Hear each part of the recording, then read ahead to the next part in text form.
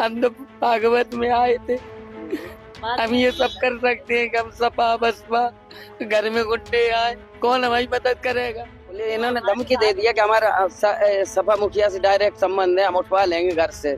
हम बोल तक नहीं पाए। अब हम तो हरिद्वार रहते, हम कहीं यहाँ रहते, बच्चे कैसे पालेंगे, हम ये करेंगे सब।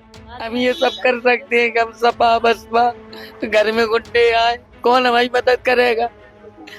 उसने हमें धमकी दी, तभी ये पता चला। तो थैला उठाया, उसमें आधार कार्ड निकला, लड़कों ने उठाया कि अग्नोत्री है। इटावा के बकेवर थाना क्षेत्र के दादरपुर गांव में शुरू हुई भागवत कथा और विवाद अब थमने का नाम नहीं ले रहा है। इस विवाद में लगातार नए खुलासे हो रहे हैं। एक तरफ जहां इसमें जातिगत एंगल दिया जा रहा है, तो वहीं इस मामले में एक नई बात निकलकर सामने आई है।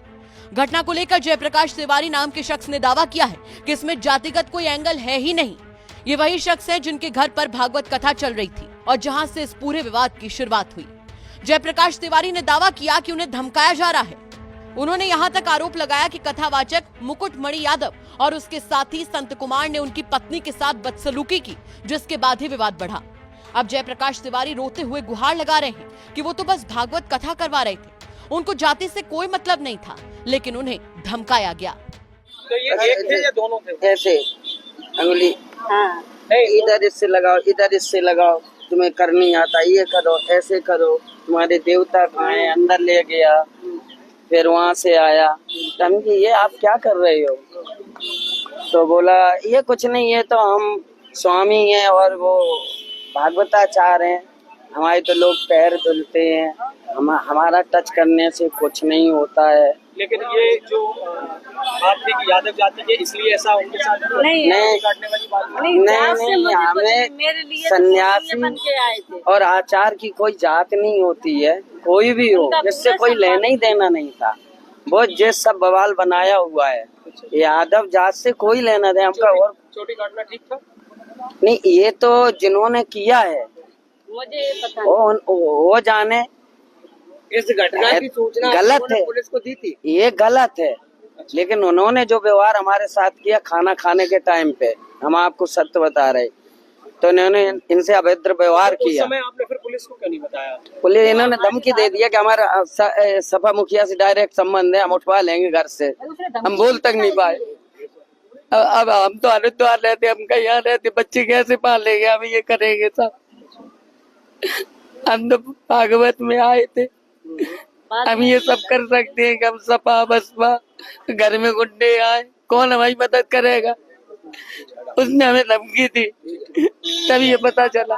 तो थैला उठाया, उसमें आधार कार्ड निकला, लड़कों ने उठाया कि अग्नोत्री है। क्या नाम है आपको? हमसे बताया, हम यादव है। बता दें कि दादरपुर गांव की भागवत कथा अब महज धार्मिक आयोजन नहीं रही, बल्कि एक ऐसी घटना बन चुकी है जिसमें जाति पहचान, सामाजिक सम्मान और महिला के शारीरिक शोषण जैसे गंभीर मुद्दे आपस में उलझ गए हैं। कथावाचकों द्वारा लगाए गए आरोपों के मुताबिक उन्हें सिर्फ यादव जाति का होने के चलते अपमानित किया गया, चोटी बाल काटे गए, नाक रगड़वाई गई और अमानवीय व्यवहार किया गया। उनका कहना था कि ब्राह्मणों के गाँव में कथा कहने के अपराध की ये सजा उन्हें दी गई है। अब वीडियो सोशल मीडिया पर तेजी से वायरल हुआ और इसे जातिगत भेदभाव का प्रत्यक्ष उदाहरण बताया गया। अब दोनों पक्ष एक दूसरे पर गंभीर आपराधिक आरोप लगा रहे हैं। एक तरफ कथावाचकों को सामाजिक अपमान और जाति हिंसा का शिकार बताया जा रहा है, तो दूसरी तरफ कथावाचक पर ही महिला के साथ अश्लील हरकत और धमकी देने का आरोप सामने आया है। वहीं इस मामले पर वरिष्ठ पुलिस अधीक्षक ब्रजेश कुमार श्रीवास्तव ने कहा कि पीड़ित महिला की बात को गंभीरता से सुना गया है। पहले कथावाचकों की ओर से जो तहरीर दी गई थी, उस पर भी मुकदमा दर्ज है। पूरे मामले की निष्पक्ष जांच चल रही है। जो भी तथ्य सामने आएंगे, उनके आधार पर सख्त कार्रवाई की जाएगी। फिलहाल पुलिस दोनों मामलों की जांच कर रही है, एक जो कथावाचकों ने दर्ज कराया और दूसरा जो महिला परीक्षित और उनके परिवार ने सामने रखा है। एडिशनल एसपी के नेतृत्व में एक विशेष टीम जांच में जुटी हुई है। सर, ये जो अभी आई एक महिला और पुरुष, जो उन्होंने कहा कुछ छेड़खानी को लेकर के बात की है, क्या सर आपसे शिकायत? नहीं, इन्होंने कुछ बातें बताई हैं जो कल बकेवर वाली घटना से संबंधित, उसको सुना गया है और बाकी जो सच्चाई है उस पर विवेचना हो रही है और सत्यता के आधार पर ये कार्रवाई हो रही है। क्या इन्होंने छेड़खानी की शिकायत की? नहीं, अभी इन्होंने कोई ऐसा प्रार्थना पत्र नहीं दिया है, केवल बात हुई है हम लोगों की। जो भी रहेगा उसमें हम लोग न्यायोचित कार्रवाई करेंगे। इटावा से